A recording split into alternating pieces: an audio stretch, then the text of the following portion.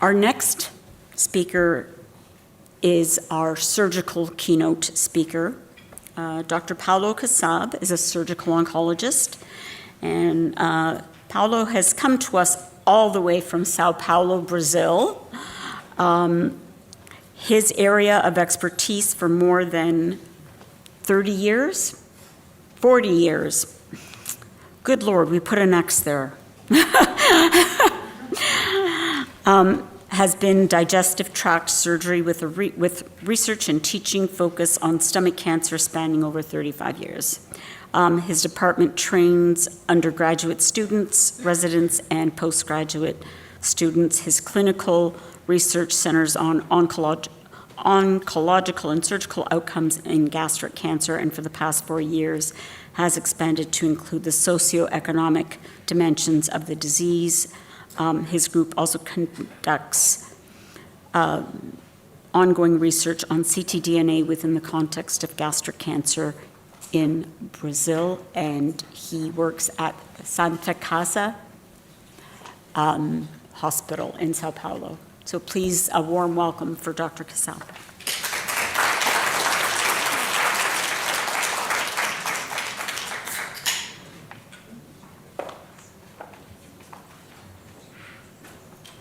Hello, everyone. I'm here because I'm old and I don't like to teach looking at the computer. So I prefer the old way. And also I apologize if, because some of you have already seen this speech, but I hope I can give you some new way of looking at our patients in São Paulo, Brazil. So this should be the normal journey, the ideal scenario of a patient. So the awareness of the need, the patient recognizes the need of the healthcare. You'll see that many times in our country they do not seeking care. So he searches for a schedule, an appointment, arrives, and to the health unit, you see that we have basic health units that should be the ones to receive those patients. Then the care and diagnosis, the treatment, and the follow-up, the continuum of care. So the situation in our country, because our hospital is a hospital that is likely, probably very similar of the situation around the country. So there is a huge difficulty for the patient to become aware that he needs to be treated. This is particularly true in men. We see a huge difference because the men, they don't want to be treated. They arrive in the very advanced stage of the disease. In women, this is not so clear. And also because we treat the less privileged social classes. So this is also very, very difficult. Also, after the patients make the decision, he have an enormous difficulty to receive care, because in the remote areas, the rural areas, he cannot have the treatment. He has to travel to find a place to be treated. So our country has 212 million people, maybe almost 8 times Canada. But the size of the country is almost the same as Canada.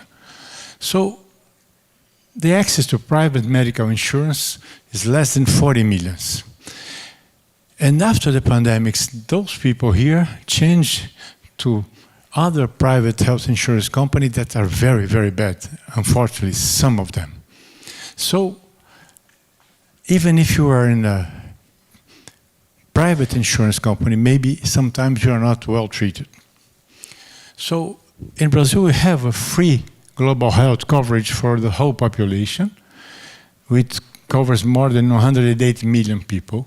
So, but those services are frequently crowded, and the payment is far below we need. So this is our hospital. It's Santa Casa. It's founded in 1962. is a Portuguese origin hospital. It means Holy House. And it's a mercy hospital with free service for the entire population. That means we don't see private patients, only public patients. So in São Paulo, all the tertiary hospitals, that means the hospitals with high-level treatment, nowadays they don't receive the patients, especially in the emergency. But we do. Our emergency is always open. And this is a problem because we receive many accidents and all types of trauma, so orthopedics. So this consumes a huge amount of resources. And so sometimes we don't have resources to treat cancer patients. This is a big problem in our hospital. And if we close our doors at the emergency, the government will say, okay, so you close, I don't pay you the other stuff. So it's a problem.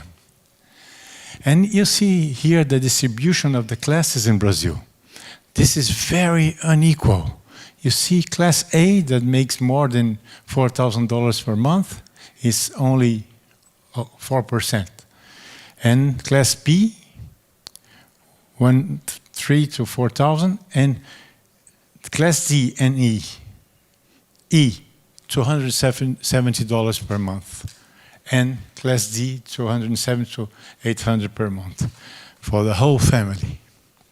Because almost all patients in Santa Casa belong to class D and E, practically 100%. And very often, only one member of the family works. That's why they do not want to come, because they will stop working and they will have not money anymore. So in our hospital, 60% of the patients come from the other states. So their journey is very long because they have to travel sometimes in a bus, and sometimes it takes years for them to arrive. So you see here our country, it's like 8.5 million square kilometers, and north region, northeast, central, southeast, where São Paulo is, where we are. And then, like you see, 20% of our patients come from here, maybe 2,500 kilometers, 3,000 kilometers, or from here, 1,500 kilometers or 2,000 kilometers. And only 36% are from our state. And this is a government slide showing that the prolonged displacement increases the barriers to surgical care. So you see here the regions, of health regions, and how much the patient has to travel to find digestive surgical procedures. It's a very long way. So this is, I showed before yesterday, the whole Europe fits inside Brazil. You can see here. So it's immense. So it's a problem to treat those patients because they're very far away from the centers where they have to be treated. So if you look at the north region, it's 3,853 square kilometers. Enormous region, in the rainforest in here. So maybe some people from here to arrive to Manaus, who is the capital of Amazonas, or to Belém, it's like 2,000 kilometers by boat. And recently, it's getting worse because the criminals are invading the gold mining, and so it's getting worse. So the density, the demographic density is very low. But the gastric cancer incidence is the highest in Brazil.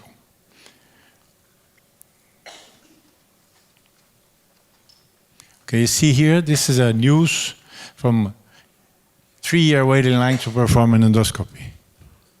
So this is not so different nowadays, it's quite the same. And sometimes, even in our hospital, we have 21 endoscopes, but 2 months ago, they were all broken, and we didn't have the money to fix them. So this is a frequent problem. And this guy, he's from here. He's from the North region, from Belém. And he made a very interesting study about the cultural, social, and healthcare access associated with delays in gastric cancer presentation.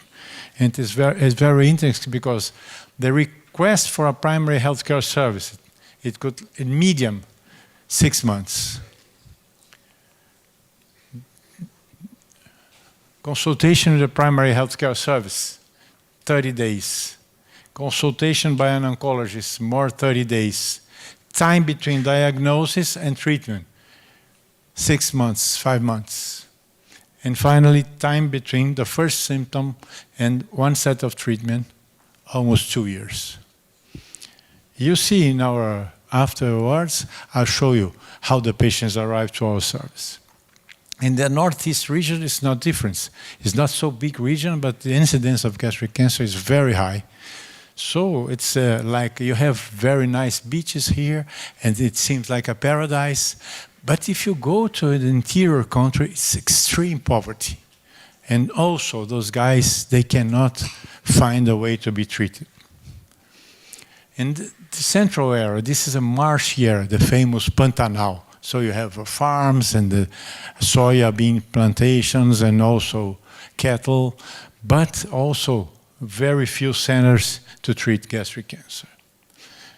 And finally, the southeast, the richer region from Brazil, where I live in São Paulo, but anyway, there are an area, 1 million square kilometers, 88 million people. So it's crowded.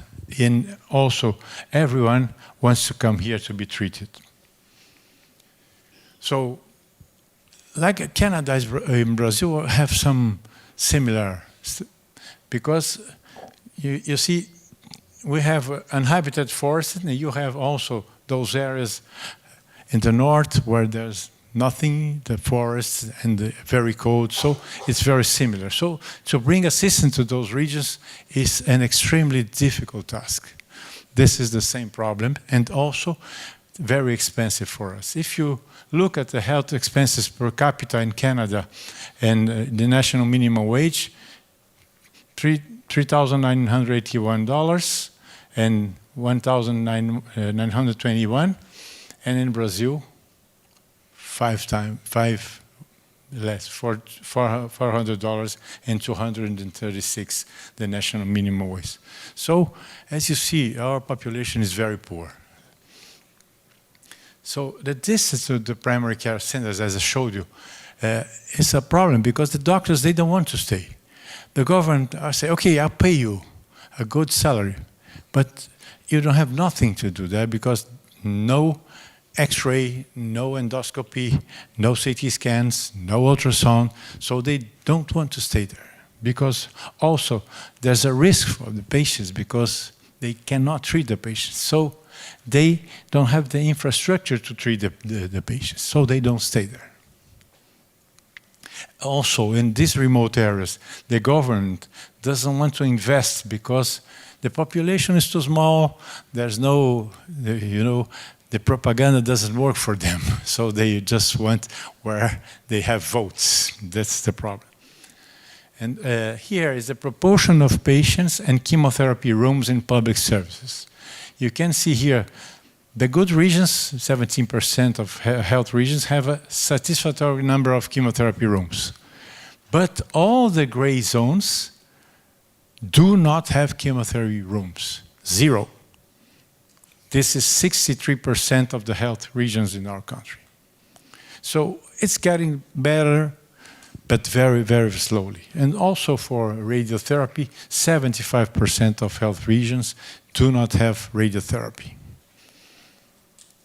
So if we showed you the situation in the country, but let's take a look in São Paulo state. São Paulo states have 46 million inhabitants.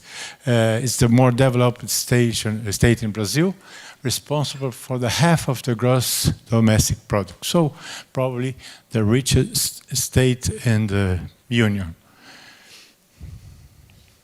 So you have here São Paulo. It's like the size of UK. 247,000 square kilometers. And this is the capital, São Paulo city and surroundings, 20 million people. So let's see what happens. So first, we have the migration from other states to our states. So this is a problem because they arrive in very advanced situation and they find the services very crowded. Nowadays, in our state, there's this cross, central regulation of health services. So the patient, to be seen, he has to go to like a primary health care unit and provide an address inside the state. So they have to find an address of a relative, so a cousin or a brother or a friend with an address within the state. Otherwise, they can't be treated. So after the primary health care unit receives them, then he's placed by the cross in a queue to be referred to a specialized service. But in our service, besides of this queue, half of the patients have, this is not well, because it's changed, but it's 50% have bleeding or obstruction. So they go directly to the emergency and we take immediately responsibility for these patients. Many of those patients will never receive neoadjuvant chemotherapy because they have to be operated on in urgency settings. So we are, like I told you, a precise photograph of the situation in Santa Casa, a photograph of São Paulo, and a photograph of Brazil. And also, for the treatment, the drug, you know that FLOT is until now, without immune therapy, was the standard treatment. We didn't have. We will begin probably this month to have FLOT, because the patient couldn't deal with the ports and also to clean the ports. They don't have money to go back and forth to pay for the transportation. And also, we don't have access to immune therapy. So this is my waiting ward in my Wednesday outpatient clinic. Every Wednesday, if you come there, you see this. This is completely crowded. Patients waiting to be seen. Patients sitting in the floor, and sometimes this is the daughter of a patient. She was sleeping outside my outpatient clinic. We are in a building. I have a terrace. When I look there, she was sleeping in the floor. And also this one, 5 a.m., sleeping here in the bench. Or this one, the daughter of my patient, sleeping with her child, 5 a.m. in the morning, waiting to be seen. The patients arrive like that. Final stage of the disease. Unfortunately, 35% of the cases we cannot treat. They arrive in stage 4 disease, only palliative care sometimes. And this is the kind of patient we deal with. You see? Scars here, difficulty to understand what he's doing there. This is what we deal with. So the social life, this is a problem because you see nice presentations about family, sexual life, well-being, financial issues, psychological and self-images. So yesterday I was talking this morning to Dr. Gaba. He's from India. He's in the council of my gut feeling. And he told me that in India it's maybe the same. And this paper came from India, showing that the social life and relationship has the gastric cancer has a big impact on the relationships, family dynamics, overall well-being, and also a high association between quality of life of gastric cancer patient with anxiety, depression, and low socioeconomic conditions. So they find that addressing these challenges is crucial for supporting the patients and their families. Also, this paper this is maybe American, and the financial and social hardships among gastrointestinal cancer survivors. And as you can see, if you compare with non-GI cancer survivors, it's completely different. The medical financial hardship, housing insecurity, food insecurity, transportation barrier to care, and also healthcare-related social needs. So also in USA, you have the problems of transportation. The same study, if this is a univariate analysis, but in multivariate analysis, it's almost the same. Also, the outcomes are different if the patients are depressed and anxious. This is very interesting because when you see this, you see the length of stay of patients with depression and anxiety is longer. The complications of 30 and 90 days are higher. The costs are higher. The readmissions are higher. And the emergent department visits are much higher than the non-depressed patients. Also, this I saw someone who was sitting with me with a necklace, right? Hope. Hope is very important. So I think it's Teresa's sister. Yes, she was something like Hope here, yes. So this study is very interesting because they use this adult hope scale, and they use this to evaluate socio-demographic and clinical determinants of hope among patients with gastric cancer. So the hope has been to be shown directly correlated to patient quality of life, existential and spiritual well-being, ability to cope, and overall survivorship in patients with gastric cancer. Also inversely linked to physical symptom load and psychological distress. In patients with GI cancer, the depression and anxiety was associated with poor functional status and prognosis. So in our service, I'm really impressed with the patients because they arrive after traveling a long way, but they are really strong, they are happy, they want someone to, they hope that someone, after so many months, they can be helped by someone. So frequently it's me who's receiving them. So I'm happy to help them. And they have that hope etched in their face. This is very, very good to see when they arrive.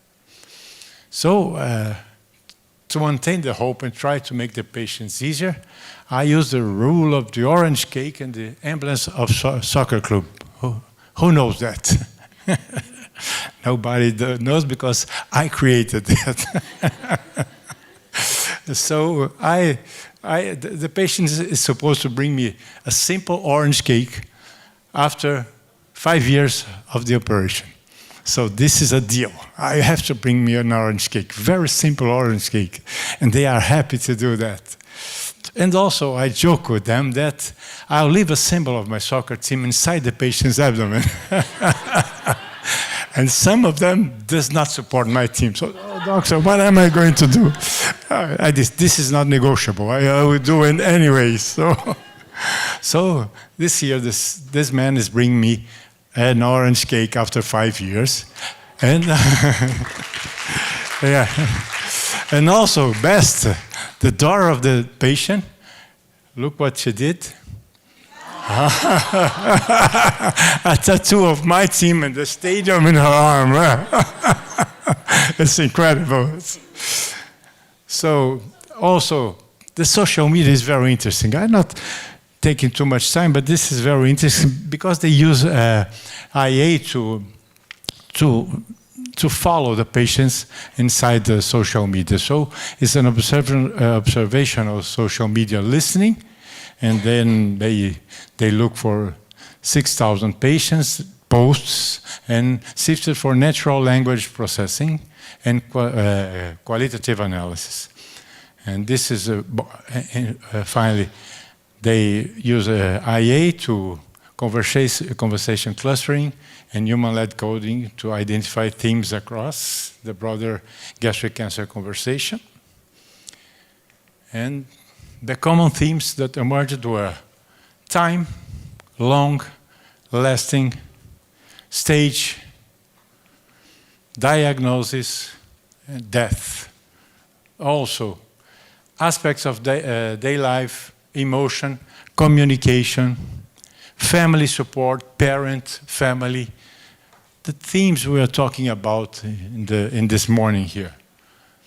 So social media listening was a valuable means of identifying ongoing challenges and also unmet needs for patients with gastric cancer and their caregivers. So if we improve this process, a faster diagnosis, increased emotional and practical support will be of great value to those patients. So in our service, they do not have palliative care beds. So when they go to the emergency, they automatically ask for our team. So we follow them at least 5 years. But all but the patients in the hospital, they have my personal phone. So they can text me. This is a social media communication. It's WhatsApp, it's simple. But they can communicate with me whenever they want. I tell you, they are not heavy. They always only ask me when they really need.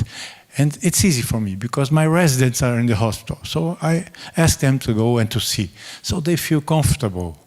And so they feel safe that they can count on someone to be treated. So we think that the social media can be useful to follow the patients. That's why we have a good follow-up of our patients because they can communicate with me. So I'm showing this patient. She's a lovely lady. She was operated on very early. She was like 30, and she lives here.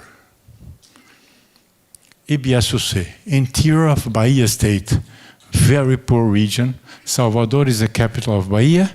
São Paulo is 1,348 kilometers from her home. You see a video of this patient very soon.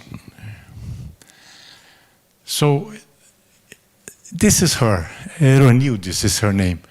After the surgery, she had a child, so she sent me the photo of the child.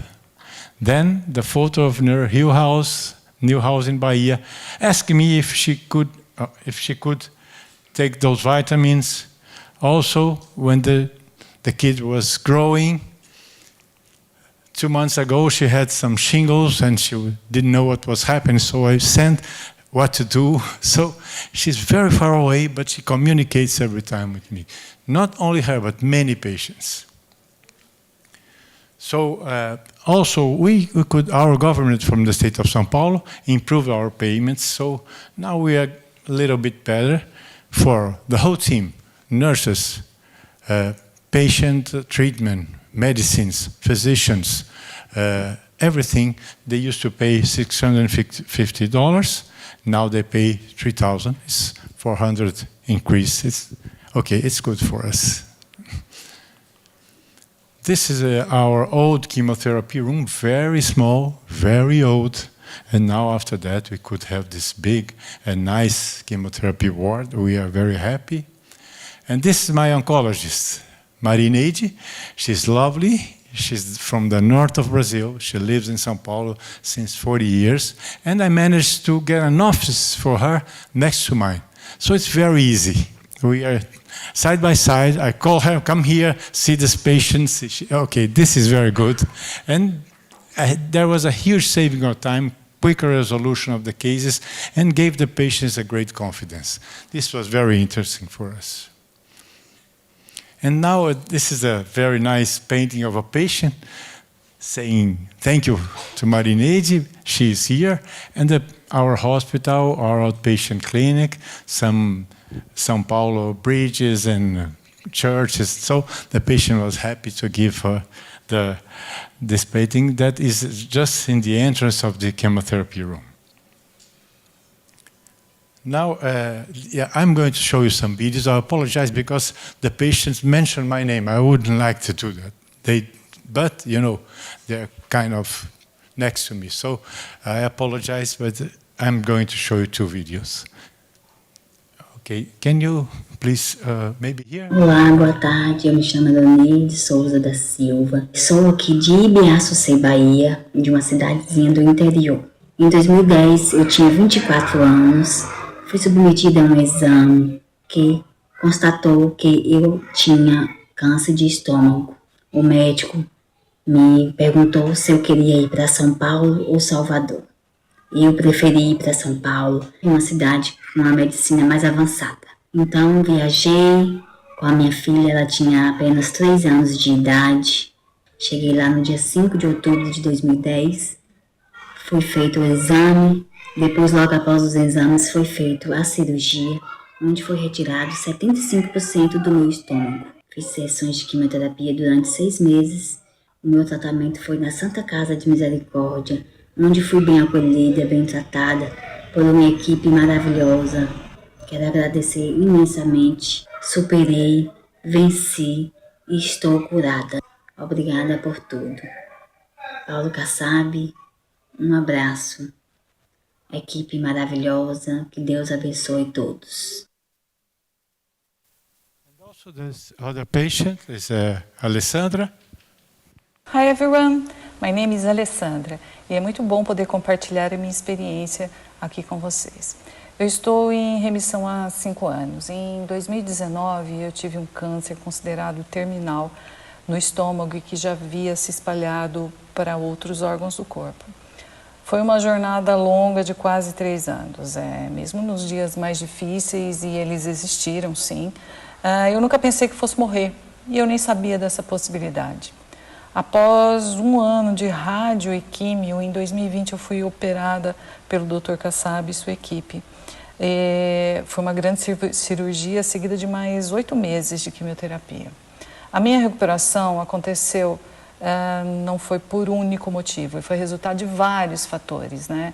O apoio da minha família, dos amigos, a forma como meu corpo reagiu ao tratamento e a dedicação da equipe médica, né, e de Deus. Eu sou profundamente grata à equipe que cuidou de mim, os doutores Marineide, Osvaldo, Dr. Kassab, que eu considero o meu guardião. E ao longo do caminho, aprendemos muitas coisas importantes, mas 2 eu gostaria de ressaltar aqui com vocês.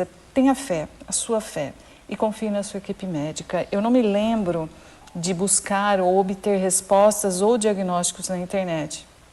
E hoje eu levo uma vida normal, com algumas restrições, claro, mas e com outras perspectivas e percepções com relação ao trabalho, à vida social, à família e à minha fé. E para fechar, se eu pudesse resumir em uma frase, seria: tenha fé. Muitas vezes a cura parte de dentro de nós mesmos. Beijo. So, yeah.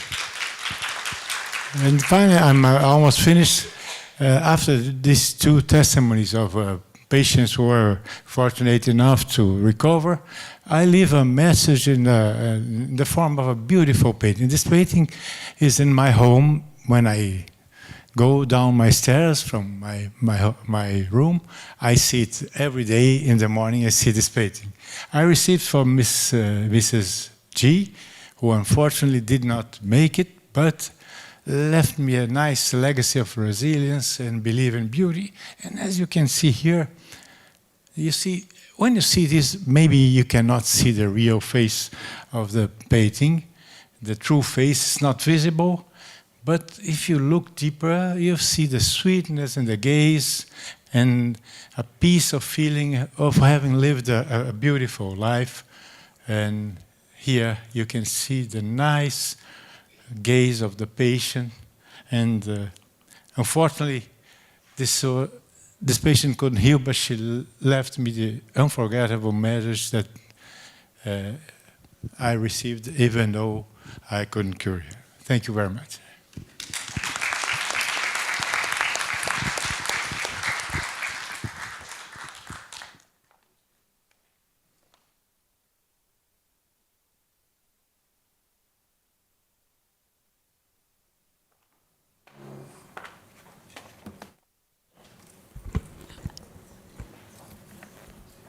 Thank you, Dr. Kassab. I'm sure that's a presentation that will, I think, stay with everyone here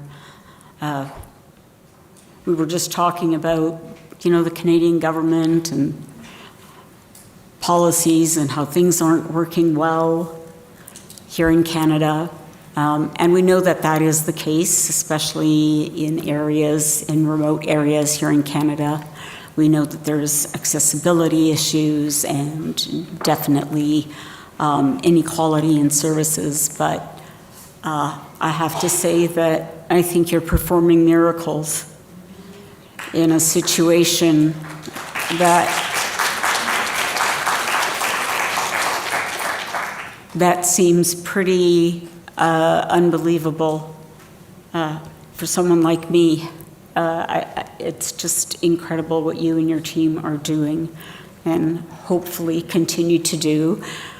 And now I'm going to say something that he may not want me to say, but we were speaking the other night, and he does get some decent gifts, as patients are so appreciative.